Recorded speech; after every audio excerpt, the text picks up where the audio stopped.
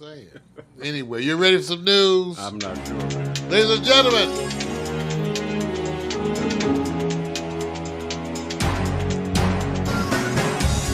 the good news, bad news, and the other shit.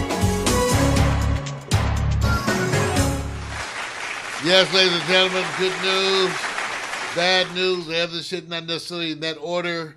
I want you to understand that, yes, indeed, they have confirmed Brett Kavanaugh to the Supreme Court. It has happened. So I just want to...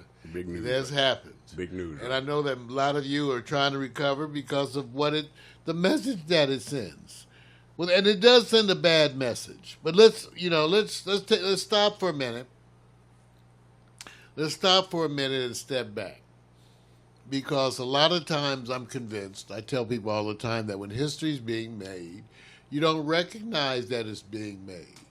So I would submit that the consciousness of the world as it relates to sexual assault has been forever affected. It has been forever affected. And so now that issue has been moved to the forefront. And that leaves us with certain situations that sort of sit there as something to be addressed. For one, Vic, and I've been bringing this up to various people, we have no agreement whatsoever as to what is proper decorum for young people. In relationship to? It's a relationship to adolescence and their early sexuality. Okay, got it. In other words, we need to have some frank talk, and it's gonna make things a bummer to a degree for the young people, because the things that we're going to ask them to do have never been done before. See, that's what's going to make it a bummer. See, because we're going to ask the young people to do now what none of us have ever done. We're going to ask them to have all kind of verbal cues that mean that it's okay. Because remember now, if you reach out and touch a woman's breast, as we so often did. Right. Because that's how you did it as a teenager. It was explore, but you used all other... See, the thing about it, we relied on other types of cues. But there's always those people who don't get those cues, right? Because people don't read the cues. So in other words, your early days making out with somebody, you would kiss. But there would be nonverbal cues that it was okay to touch her breast through the clothes. But everybody don't follow the cues. And now we need to understand more clearly that everybody doesn't send the same cues. So we have to decide on the cues, because never before have we had this. In other words, now you're going to have to say to a young lady or a young man, do I have permission to do their XYZ? See, now, you know you're going to be challenged on this. This is going to be rough. Let me tell you something. Let me tell you why you're going to be challenged on this. And it's just my opinion. First of all, would you say moreover, women, and we say moms, and mature women who are guiding younger women, haven't they been already telling them, for the most part, this is what you don't allow men to do? They haven't been more of a leader in that area. Aren't we talking about the men need to step back and say, guess what? Your world of how you perceive things have been changed, and what you are going about and how you are doing it. I think we need to tell that to the men, but the truth is that neither men or women have ever received. In other words, when you think back, Vic, your daddy never said to you, this is how you touch a titty. This is how you kiss a girl the first time. This is how you act when you're close and alone. Those are not conversations that people had. And mothers don't have that with their daughters either. In other words, the point I've been making about is that the young folks are out there and they have no instructions. They have no help. They don't know what to do because we haven't taught them. We haven't taught them what's acceptable. You know, is it acceptable for you to suddenly grab the girl and kiss her like you saw in the movies? Well, maybe yes and maybe no.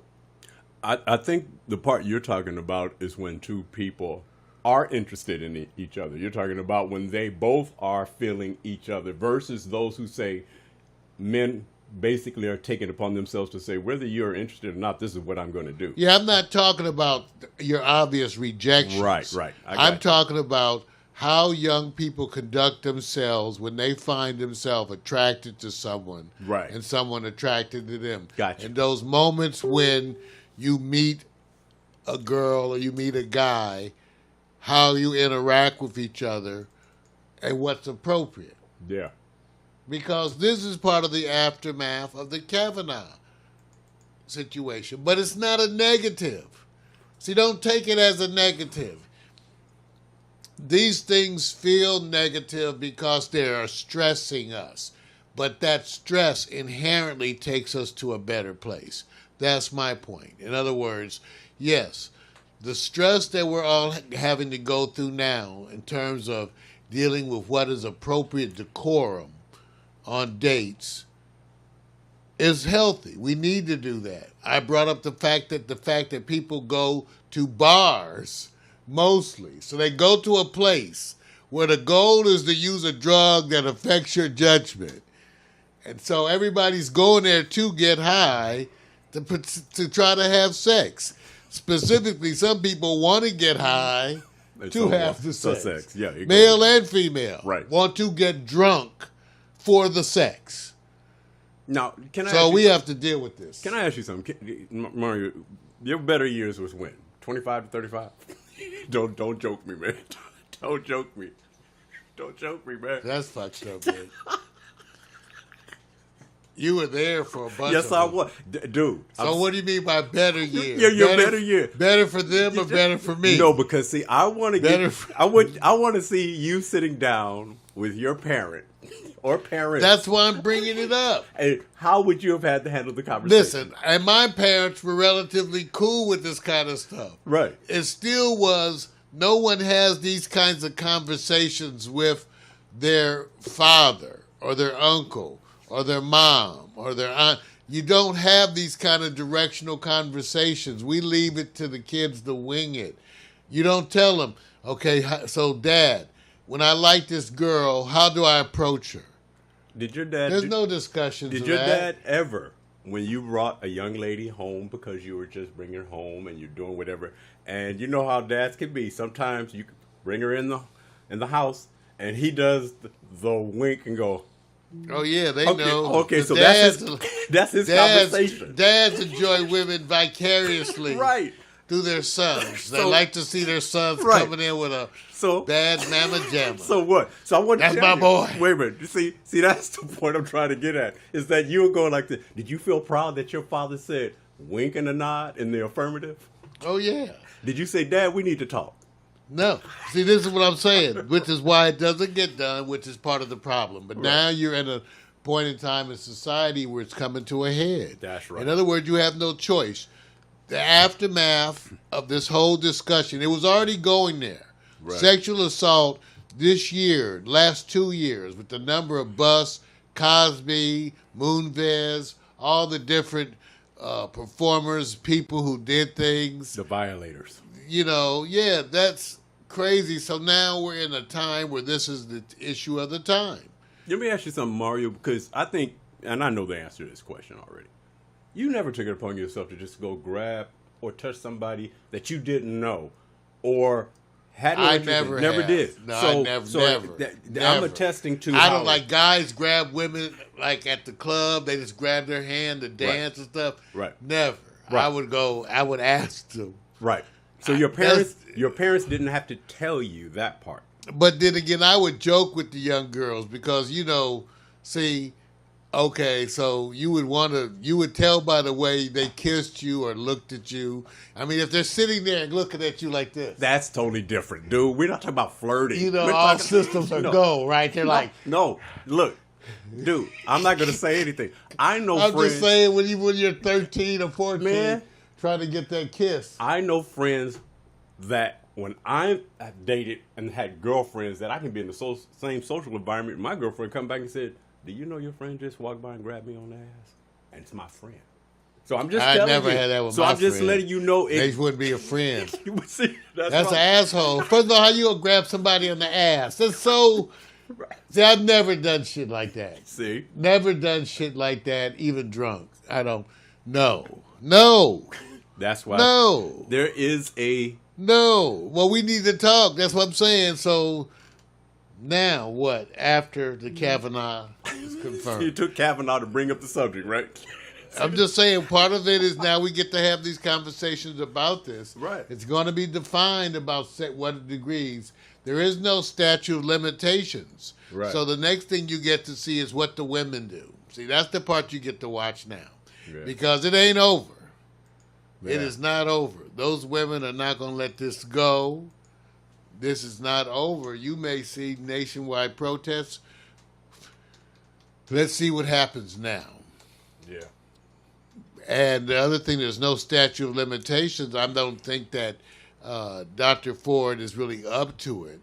But, there is the idea that someone could bring a criminal complaint. Yeah. Yeah, it's not over. It may be other people to bring a criminal complaint, and then you would have a sitting member of the Supreme Court indicted. So I believe there is a ruthlessness out there where somebody says, hold on, let him get in there. Now, I'm not hoping for that. But there's some people say, you guys are fighting over the process. Let him get in there. Now you want to disrupt it. You want to hope that he has nothing in his backpack that comes to fruition. So, if that comes, then you have a whole different game. It's a game changer. I don't know. We just might have to go. So, again, the aftermath. We wait to see what the women are going to do. We wait to see what may happen in the court, whether there'll be further legal action. Right. We do know that the forms that were representing Dr. Ford were doing so pro bono. Yeah. So they were just wanting to provide that legal service. And I've already seen issues come out from the ACLU. Yeah. So there's other legal remedies that are going to still be in play. So you're going to see those.